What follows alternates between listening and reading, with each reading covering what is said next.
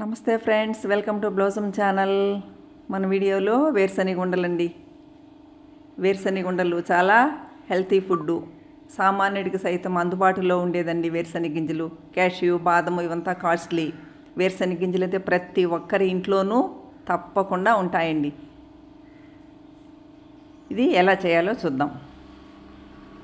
వేరుశనగ గింజలు 1/2 kg తీసుకున్నాను. ఇలా వేయిస్తూ ఉండాలండి, మాడకుండా వేయించుకుంటూ ఉండాలి. లో ఫ్లేమ్లో పెట్టుకుని వేయించుకోవాలండి, మరీ ఎక్కువ పెడితే మాడిపోతుంది. ఇలా బాగా వేగిన తర్వాత ఒక ప్లేట్లోకి పెట్టుకోవాలండి. బాగా వేగాలి, లేదంటే పచ్చి వాసన వస్తుంది.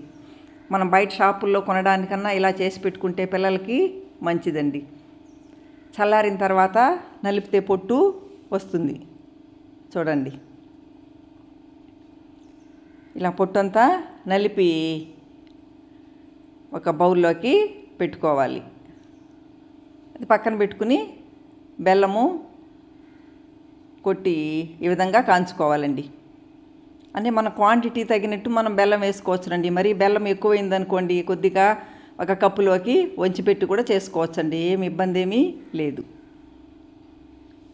బాగా వడగట్టేసిన తర్వాత మళ్ళీ ఒకసారి కాంచుకోవాలి. పాకం వచ్చేంత వరకు చూడాలండి. ఈ విధంగా వస్తే కొంచెం పాకం వచ్చింది అని అర్థమవుతుంది.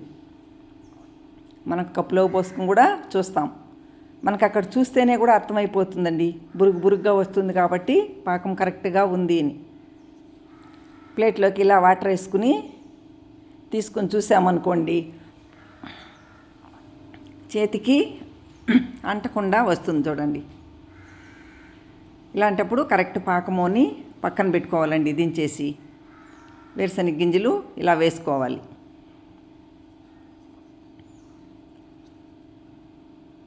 వేసి కలిపి మళ్ళీ ప్లేట్లోకి పెట్టుకుని ఉంటలు పట్టుకోవాలండి. మన చెయ్యి చాలా వేడిగా ఉంటుందండి, చేతికి తగిలితేది. కాబట్టి పక్కన వాటర్ పెట్టుకుని ఊరికే అటు ఏళ్ళతో టచ్ చేసుకుంటూ ఉంటలు పట్టుకోవాలండి. చాలా easy process and healthy food. పిల్లలకంతా కూడా ఈ విధంగా చేసి పెడితే బాగా తింటారు. బయట షాపులో వాళ్ళు పంచదార వేస్తారండి, చక్కెర వేసిందని వంటలు పడతారు. అందువల్ల ఇంకా కొంచెము క్రిస్పీగా ఉంటాయి అవి. కానీ మనం కూడా చాలా బాగుంటుందండి. అందరూ ట్రై చేయండి.